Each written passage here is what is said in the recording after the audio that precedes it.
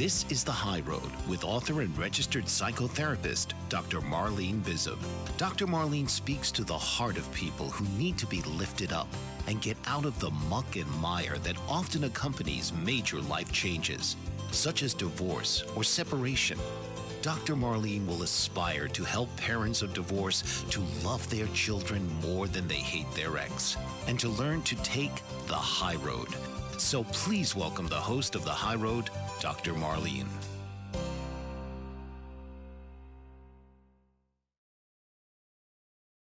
Good morning, or good afternoon, or good evening. This is Dr. Marlene and George, and you're watching The High Road on the Dr. Marlene YouTube channel. I'll tell you, it is morning in our time zone, and it's 10 o'clock. It could be worse, but it's 10 o'clock here, and I'm not quite awake yet. I have to tell you, George, I think I have a Halloween hangover from all the candy or something. Well, good morning in our time zone, Dr. Marlene. It's great to be with you again. Yes, great to have you. And as always, I tried to jump right in, so I will do the same today. We talked recently about kids growing up and kind of a message to parents that your children will grow up and they will look back if you were not supportive of the relationship between your children and the other parent. They'll look back and they'll see in adult terms what you did, and they will say, "How dare you?" And we talked about that a couple weeks ago. And in you and I talking, George, we decided that I would share some stories, and hopefully you as well. And I know you don't work with children like I do, but just some stories, real life examples of what happens when kids come back as adults and look at what you did. And again, now it's from an adult perspective. When they're children, they're influenceable or malleable or however you want to put that. But it's easy to manipulate them. But when they get to be adults and they look back and they see that that's exactly what you did, they are going to resent you and they are going to say, "Why? And how dare you?" And I'll stop there and let you jump in here and say a few words. Well, I have the opportunity to see an adult child who is a child of divorce, and his parents did not fight over them there, and he has a good relationship with both parents. And I think the reason for that, or part of the reason for that anyway, is the lack of contention between the parents during and after their divorce. Yes, right. And that is the greatest gift that we can give our children while we're going through divorce is permission to love both parents. Not just permission, because parents say, "Well, I don't need to give them permission. They know they can love that parent." Well, then show your support of the relationship. Speak positively of the other parent. Don't roll your eyes at the mention of the other parent. Things like that. I mean, well, parents don't realize how subtle their reactions and responses might be, but kids pick up on them. And when you go, they know you're frustrated with that other parent, and they don't need to feel that stress because they internalize that and they feel that stress. And oh no, mom's upset with dad, and I want both parents and I love both parents. So I've got to fix it. They'll start trying to fix problems and they become parentified, is really what they do. They start parenting their parents and become parentified because they're trying to make sure the relationship stays civil and calm. And, I know you've seen that too, at least from the perspective of the person representing one of the parents.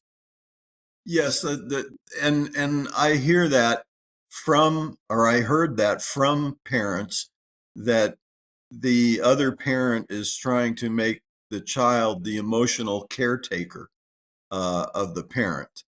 And Yeah. if that's accurate, that's just not fair to the child. No, it's not. No. And I'm glad you brought that up. That's very insightful of you. But of course, you do this kind of work. Um, but parents don't realize that children will often feel responsible for their happiness. And children should never feel that way.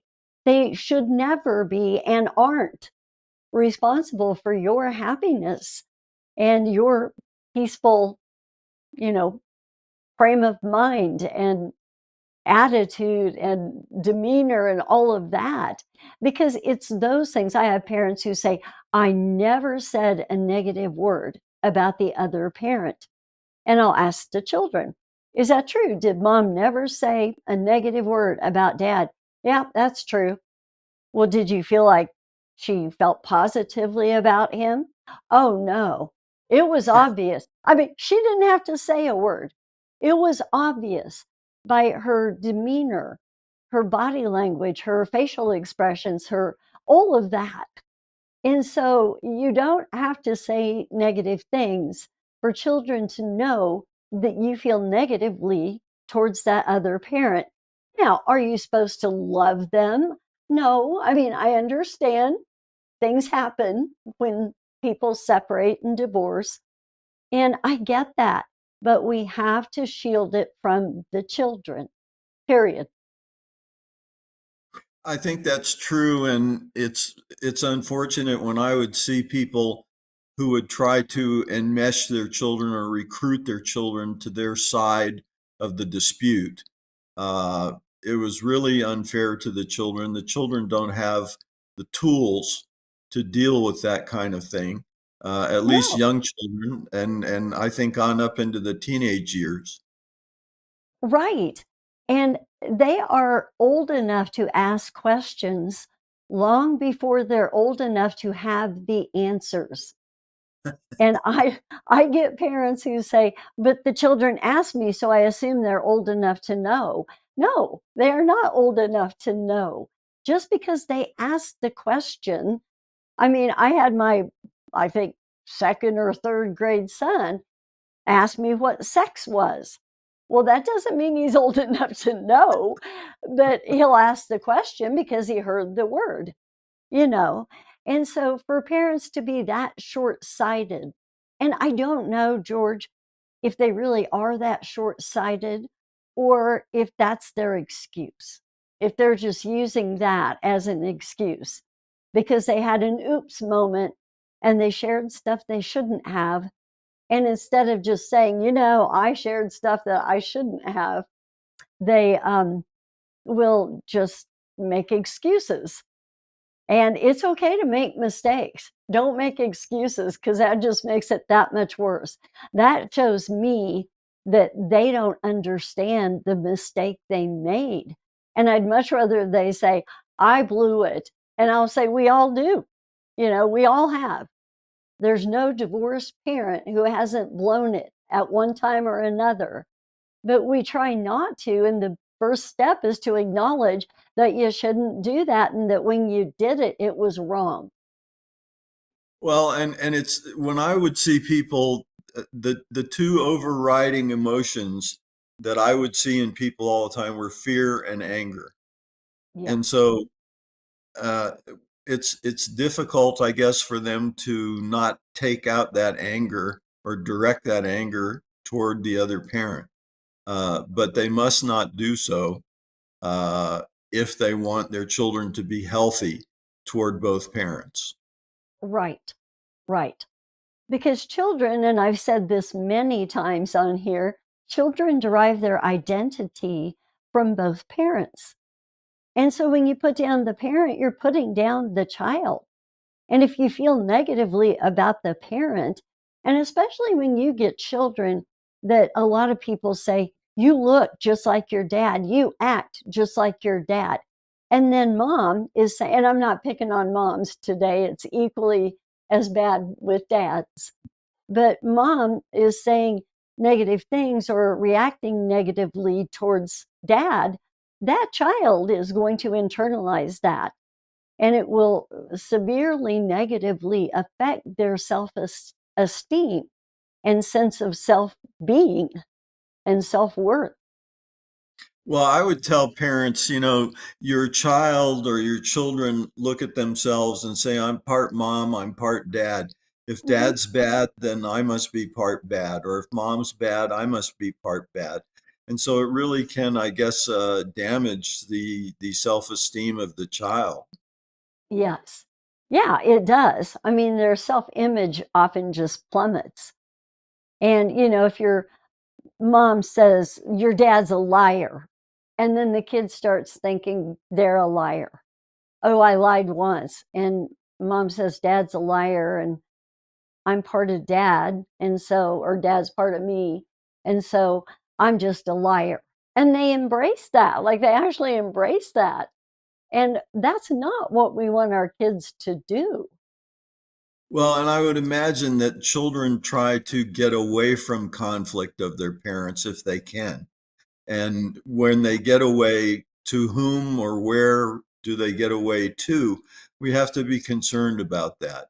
Are they turning to friends and peers who are bad influences or good influences? And so, is that a chance that we really want to take with our children? Right, right. Exactly.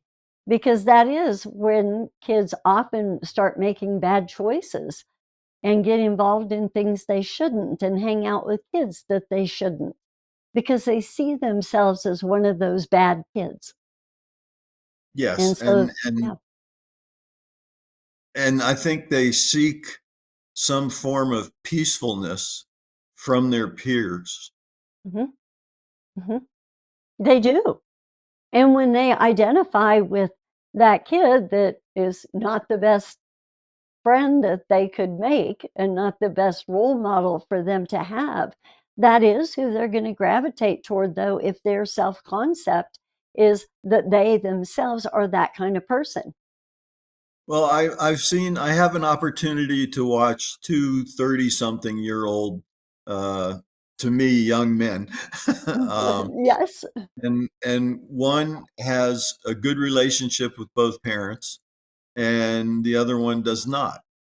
Mhm. And so it's interesting to see the contrast, where the one who has the relationship with both parents that's comfortable and I guess easy for him to maintain. The other one is at odds with his mom. And I'm not sure, I wasn't around for the divorce or the separation, but it's easy to see how the one adult child is comfortable with both of his parents and the other one is not, and it's a Mhm. shame. They're both similar in age, and one has a good relationship with both parents and the other one does not, and it's kind of it's quite a contrast, and it's a shame. It's unfortunate to see the one who has a bad relationship with his mom. Yes. Yes. It's heartbreaking. And you can see it. I mean, it's so obvious. And they are like afraid to talk to that parent because either they've decided they don't like them or they know the other parent doesn't like them. So what if they get mad at me because I'm talking to them and because I like them? And that's your parent. You should not only like them, you should love them. You know, here's another piece that I think is often overlooked. And I don't know if you're aware of studies about this, but I have seen several studies saying kids who have good relationships with both parents will have better relationships with their step parents. Because what parents think is if I can replace mom or I can replace dad with my new significant other, then we'll have the child as part of our family and our union and household and all of that. Well, that isn't typically what happens. They do better with step parents when they have a good relationship with both parents, because it allows them to love more than one adult. Like, you can have more than one adult in your life who loves you, and you should embrace that. You should love them back. And so when parents think, oh, I'll replace them with this person, and they expect the child to align with that person, that's typically not what happens. They will resent that person more because they'll think, if you weren't here, my mom and dad might get back together. Now, that's probably not going to happen, but they don't know that. As a child, they don't know that. They think, you're just in the way now of mom and dad ever getting back together. And so, in a lot of ways, they will resent that step parent, and it does not make them bond with them more if you can alienate the other parent. It just makes all the relationships more difficult. Yeah, in my own personal experience, I mean, I had a step parent, and I did not like my step parent, Mhm. and still don't. And she's been gone a long time, but Yeah. it is difficult on the child, I think, from my own personal experience, when the step parent engages in alienating behaviors for Mhm. the natural parent. So again, my kudos go out to the artful step parent. There can be a real blessing in a child's life, or they can be the opposite of that. Yes, But a there's real destructive force. Yes. Yes, there's a real art to being a good step parent. I'm not sure exactly all the ingredients that go into it, but there really is a difference between the relationships of children who get along with their step parents and those who don't. Yes. Yes. Yeah, you can see the difference. It's visible, it's noticeable. And typically, if one parent puts down not only the other parent, but their significant other, then they're not going to have a good relationship with your significant other either. Because now you've kind of labeled significant others as being bad instead of, hey, you can't have enough adults in your life who love you. And if he or she treats you well, that's all I ask for. You love them all you want. Then they'll love them all. But again, parents are very short sighted that I can turn them against not only the other parent, but the step parent on that side, then they'll love us and be aligned to us. No, that's not what happens. I think that's difficult for people to understand. They Mhm, think that if they vilify the step parent, the other step parent, mhm, the other in the other relationship, that they're somehow elevating their relationship with their own child. mhm. And I haven't seen that to be the case. Nope, nope. That's because that's not the way it works. And you and I both know that. I mean, that's why we're trying to share our wisdom and experience. And that's why we call this Lessons from the Shark and the Shrink, because we've seen a few of these situations. And, I just want to reiterate, you haven't seen it because that's not the way it works. I haven't seen it either. And any of us who work with divorcing parents know that you just don't get the result you think you're going to get when you start alienating the parent, the step parent on the other side, all of that. Well, I think a lot of times parents are unintentional because they're driven by that fear and Yeah. anger. Yes. Yes. And this is a good place to stop because we need to take a quick break. But we'll talk about that when we come back because there are other emotions driving this and they do have fears. And we'll talk about that when we come back. This is Dr. Marlene and George, and you're watching The High Road on the Dr. Marlene YouTube channel. We'll be right back. What if there were a super tiny device that could diagnose the brain and is smaller than a single human hair? What if you could see inside the brain to help an epilepsy patient during surgery or to help the fight against Parkinson's disease? Dr. Patricia Broderick is proud to announce the Broderick Probe, a biomedical and electronic breakthrough.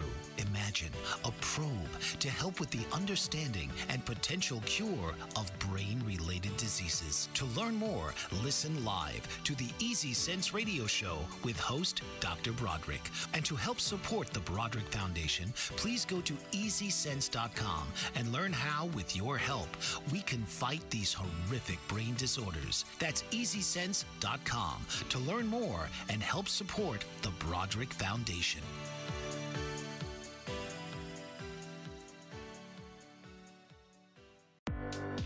Author, radio show host, and coach John M. Hawkins reveals strategies to help gain perspective, build confidence, find clarity, achieve goals. John M. Hawkins' new book, Coached to Greatness, Unlock Your Full Potential with Limitless Growth, published by iUniverse. Hawkins reveals strategies to help readers accomplish more. He believes the book can coach them to greatness.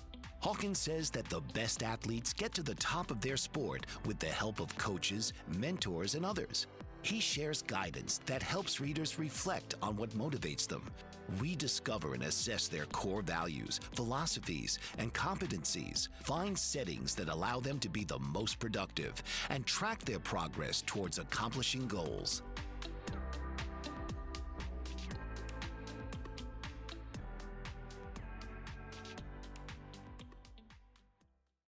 Welcome back. This is Dr. Marlene and George, and you're watching The High Road on the Dr. Marlene YouTube channel. I got caught not being ready to come back. Sorry about that. Anyway, we were talking before we went to break about the emotions driving parents' actions. And George, you nailed it. And that's why I love having you on here, because it's fear that is usually, and the anger. I mean, it's both. It's both. But a big part of it, I think the lasting emotion is fear, because they get over the anger, they move on, but they never stop fearing losing their child. Mm-hmm. And they do get over the loss of the spouse or significant other. But that fear of my child doesn't love me, they don't like me, they don't want to spend time with me, that never goes away. I think we all desire to have our children love us. And so that's that fear is the harder one to overcome. But again, parents are just terribly short-sighted when they think that the best way to align the child with you is to put down the other parent. And as promised, we'll get into what happens in some of those cases. But just let you comment again. I think you already did, but I'll let you say a few more words about the fact that you're not going to get the intended result if you're going about things in a bad way. No, and really, when parents try to recruit their children, that does, you had mentioned parentifying, then the children become parentified. They become the emotional caretaker of the parent, and they're really not equipped to do that. Right. No, they're not. They're not. They're children. We need to be caring for them. And it's sad because, well, let's just get into some of the things I've seen. So the most recent was a couple of girls. These happened to be girls.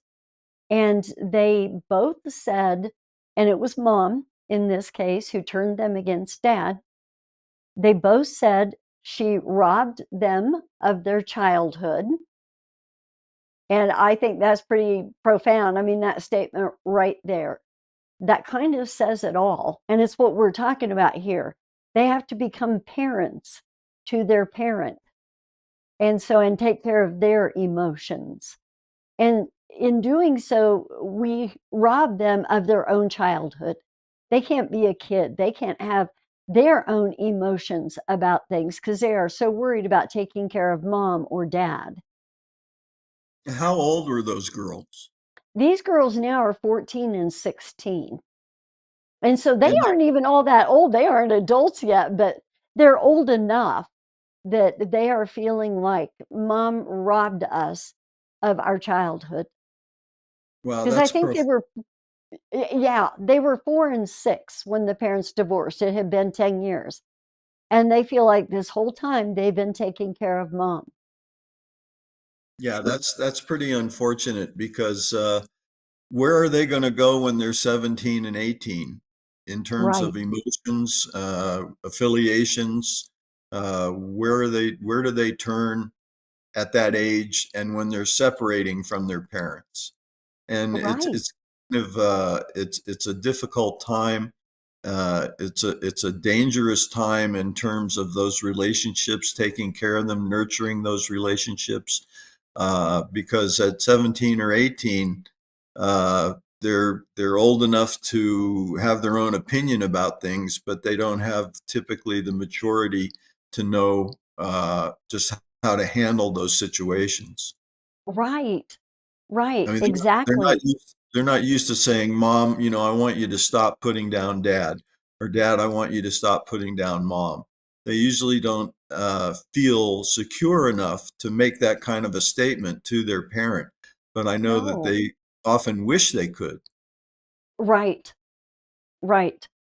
They do, and once they get old enough to, they will, but they can't do it at the time it's happening, and that's why parents don't realize, again, they're going to grow up, they're going to be able to tell you what they think, and you may never see them again. So let me move on to the worst example. So that was the most recent, and like I said, I'm still working with those girls. 10 years later, the parents are relitigating, and it's like, as soon as they graduate, well, the oldest said, as soon as I graduate, I don't really want to see either parent again because mom had turned them against dad, but mom has now turned them against her, against herself. And so the oldest, I mean, she just flat out told me, when I graduate, I don't know that I want to see either one of them. And that's not the first time I've heard that. And I'm sure you've heard that before too. Well, I don't get to work directly with the children like you do, Right. uh, but I've heard parents express distress over the status of their relationship, and yet they are typically unaware of the role that they played in creating that difficulty. Yes. Yes. Well, and not only are they unaware of the role that they played, but they don't think that they had anything to do with it. I mean, and they know better. In their heart of hearts, they have to know. But like I said, they will say, I never said a word. Well, that's usually not exactly true. But even in cases where that is true, they still did things in other ways. And they just have no awareness of that. They don't stop and think about body language, which is why we're talking about it.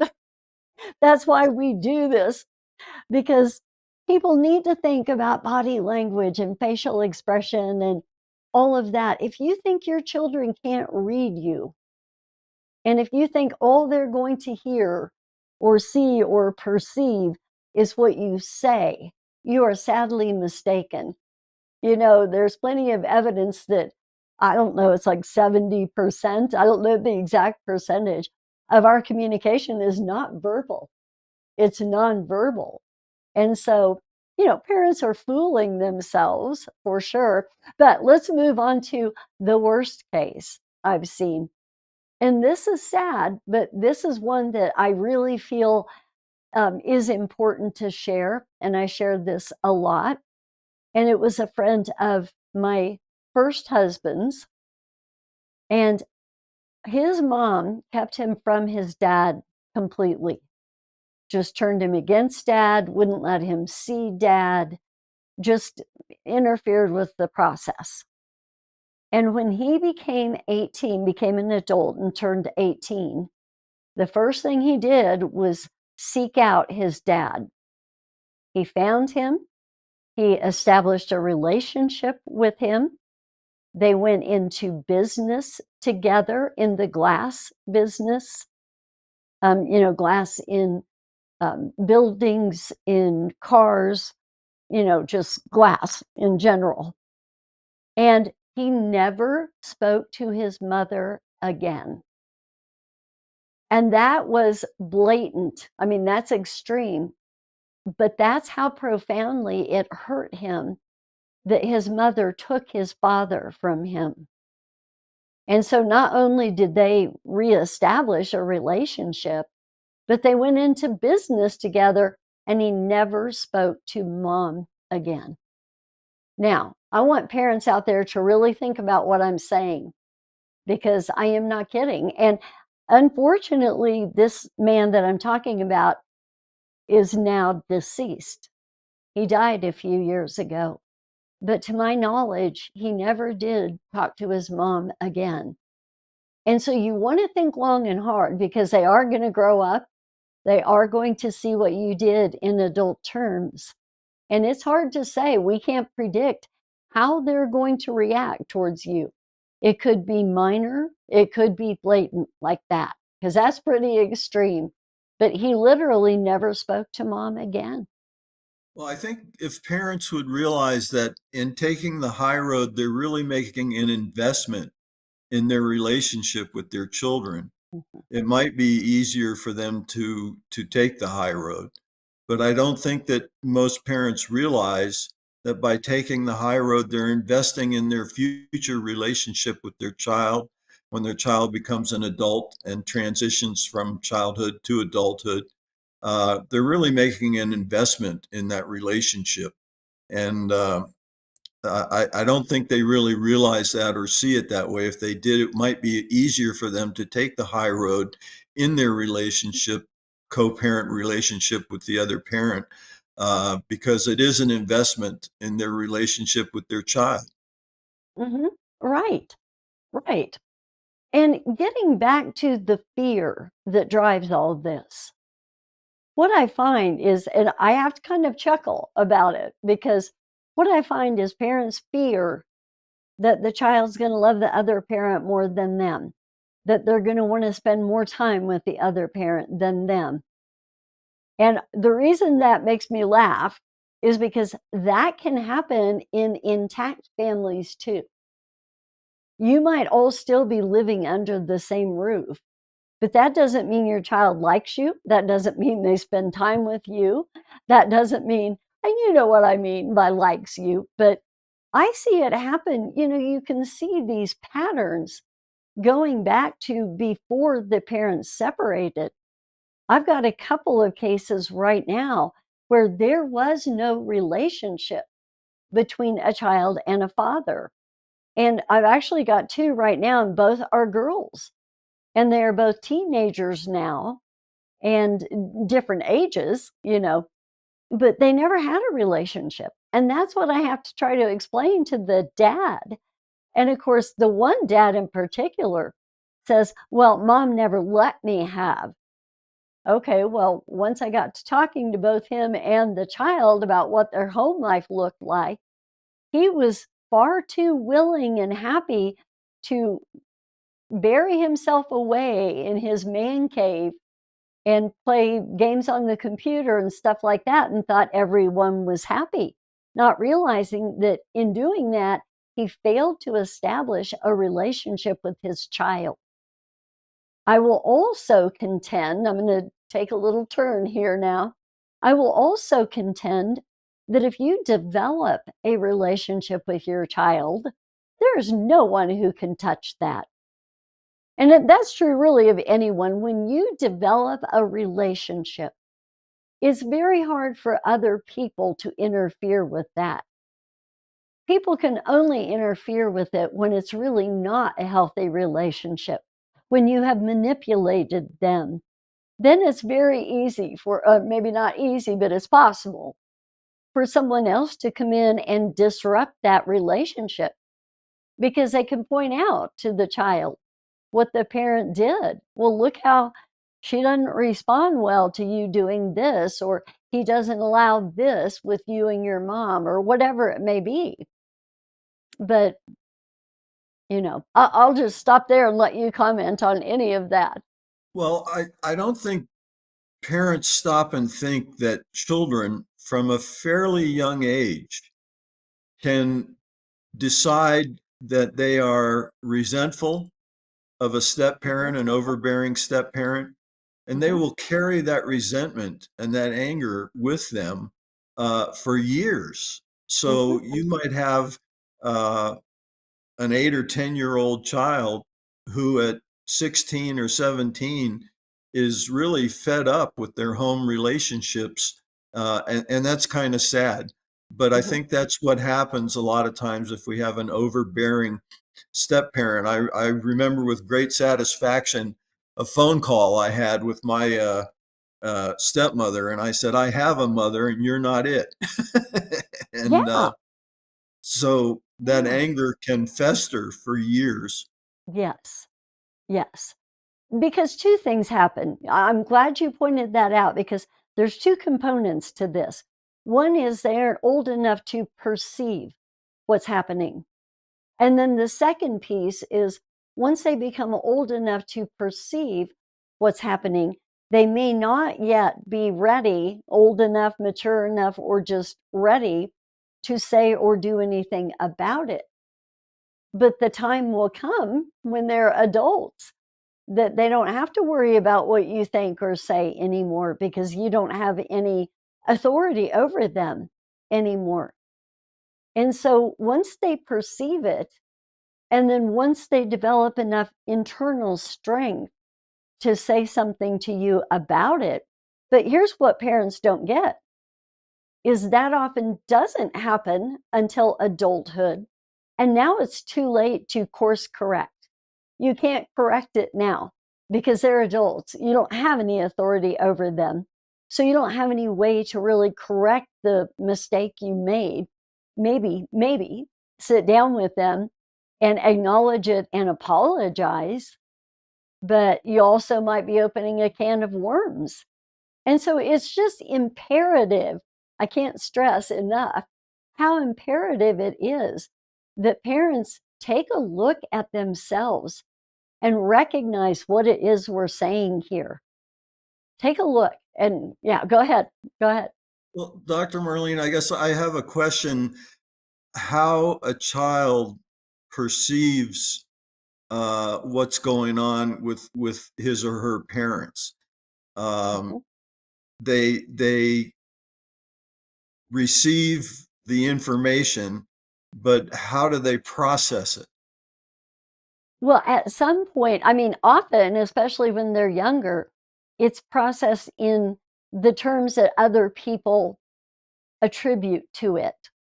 Like, they're going to buy into what mom is saying about your dad is just this or that.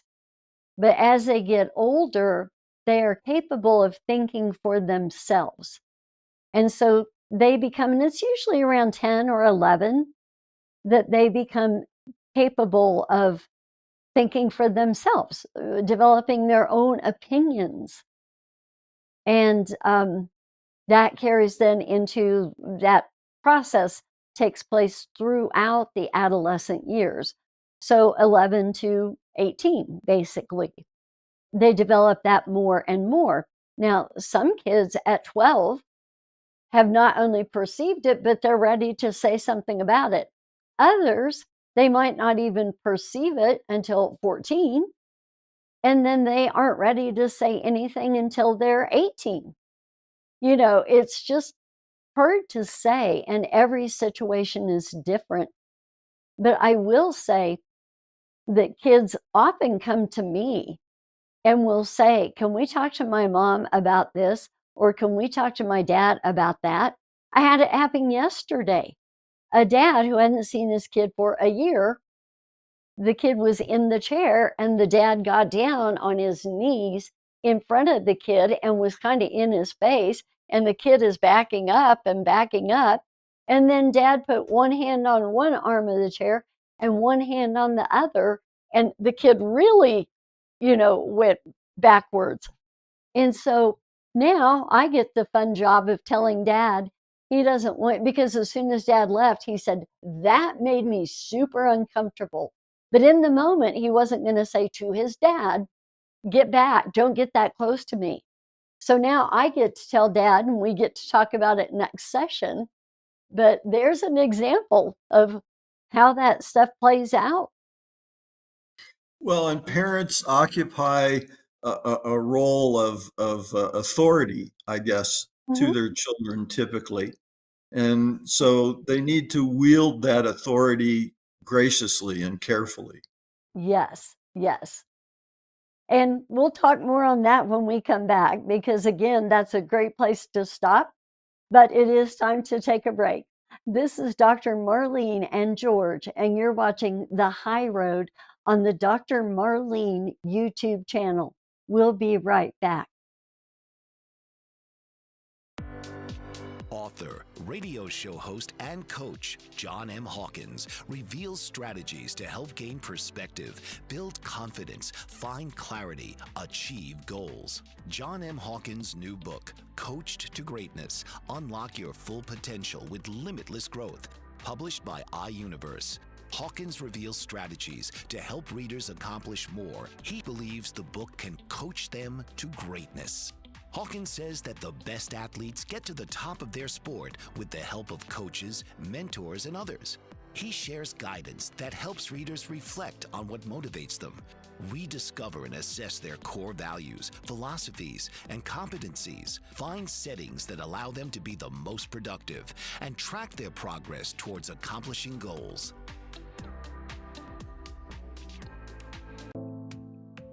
Did you know that your beliefs create your entire reality, but it's the subconscious beliefs that do most of the creating? Belief shifter and life coach Shiraz can help you identify those limiting beliefs and eliminate them, often in a single session. Like, it was almost instant. Like, I had relief right away. Creating better health, relationships, careers, and finances. Let Shiraz help you step out of safety and into awareness. Definitely something's happening. It's like a flow inside. You know, it feels good. Whether in person or online, Shiraz provides personal coaching, belief shifting. Visit Shiraz at energeticmagic.com or call 416-529-7429. Energetic Magic. Find your greater happiness. Be well. Be aware. Be magical.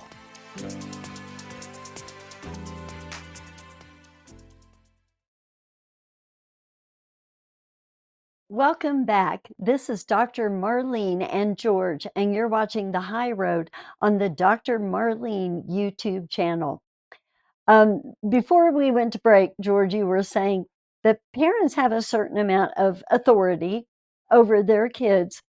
And boy, that you're calling it. That's exactly what played out in my office yesterday. And this boy is 11, just turned. And I saw a perfect example of, he didn't know what to do other than scoot back as far as he could. But as soon as Dad left, said to me, that was super uncomfortable. I don't want him to do that again. Can you make him not do that? Well, the best thing I can teach that child long term is how to say that for himself. But for somebody who just turned 11, he's not going to be able to say that for himself. But he certainly felt it. I saw it. I mean, it was so obvious. But what amazes me, George, and maybe I'll let you speak to this since you don't work with the kids, but you do work with the parents. There are parents who don't see their own behavior. Like, I'm sure when I point out to Dad what he did, he'll go, oh, okay. But he sure didn't perceive it in the moment. And I don't know what makes parents not be aware of their own actions, but I bet he's not thinking about how he made his child feel. No, and I wonder when in the process of divorce, uh, parents would be most receptive to understanding what taking the high road does to benefit their children, as opposed to being caught up in their own anger and saying, I can't work with him or her. That's why we're getting a divorce and so forth. But when is a parent receptive to understanding how the high road benefits their child? Well, and that's what's hard to say because, as you and I both know, different parents can get there faster than others. And to that point, I was in a status conference last week, and the judge made a comment about these two parents. He said, I never thought you would get here, because it's been a couple of years since the initial divorce. And they are, looking at some issues again. Um, and so we're, back to being in court and having an occasional status conference just to work these things out. But he made that comment. I didn't think you two would ever get here. And so I think it's different for every couple. And the circumstances of their divorce come into play, their personal sense of self and um, confidence in their own abilities to live life independently now, and things like that come into play. I mean, there's a whole lot of things that come into play. But that fear that you often talk about extends to things like money. I mean, it's not just, are the kids going to want to spend time with me? And how am I going to handle not having them half of the time or however much time it is? But they know money's going to be tight, money's going to be an issue. And they worry about that and fear that financially they aren't going to make it. So I think there's a lot of things going on. But I think the first thing that comes into play is circumstances surrounding the divorce, because I think there's really something to be said for divorces that don't involve cheating and things like that. There are parents who get out of the relationship first, but it's human nature to want to find someone else before you let go of the person that you have, even if it's a bad relationship. At least you have someone. I mean, that's the way a lot of people think. It's not healthy, but it's the way a lot of people think. So I think we first have to look at what prompted the divorce, what caused the divorce. Yeah, I think the anger level in cases of infidelity, for example, is higher Hmm. than people who just grew apart and said we want to Yeah. go our separate ways and live our separate lives. Uh, in cases of infidelity, the anger is palpable, I think, for the aggrieved parent. Oh, yeah. Yeah. And they'll tell you they hate the other parent. And I'll say, well, at one point you loved them, you know. Well, I thought I did, but he's really a scoundrel, or whatever they say. It's usually not that nice what they say about them. But yeah, yeah. And I mean, the only thing I can say, and you and I've talked about this on here before, is seek some professional help. That doesn't mean that you've got mental problems, because people, they get worked up when you say that and they get defensive and they don't want to hear it. But just people that can help work through this with you and can also tell you how things typically go. I think that unknown of what's going to happen through the divorce and then beyond. But I mean, think how many people have walked into your office, George, and they know nothing about, they've never been in a courtroom, and they know nothing about how this is going to go. It's scary. It is, and it's often very scary and very unpleasant for people who are going to court. So, And well, to that point, I would love for you to share what you do with clients before you're going to go to hearing to get them prepared. If you don't mind sharing that, I think this is awesome.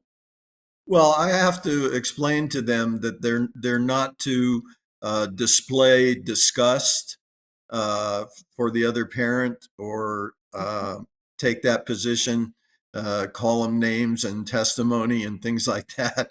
I often, if somebody is very afraid and I perceive that of the courtroom, I'll take them over to the courthouse and take Yes. them into a courtroom and let them get a little desensitized to the process.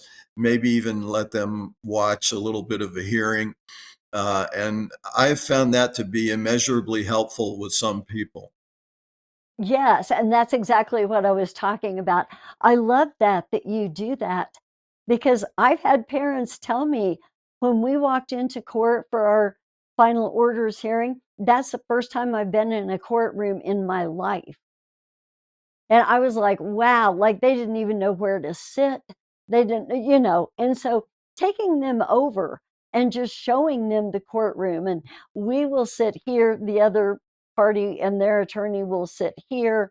And when you testify, you'll go up there, and just explaining it, I think really goes a long way. And to take that one step further back, when you first separate, seek someone out who can just tell you what this is going to look like in the weeks and months to come. Because there are people out there who we do this all the time, and we can tell you what it's going to look like, and how things are likely to progress and proceed. And then, they say knowledge is power. And I believe that. Then you know what to expect. Well, I think for the attorney, the process of trying to educate his or her client to the high road and the dividends that will pay back over the years needs to start early, almost from the initial consultation. Yes, yes, it does.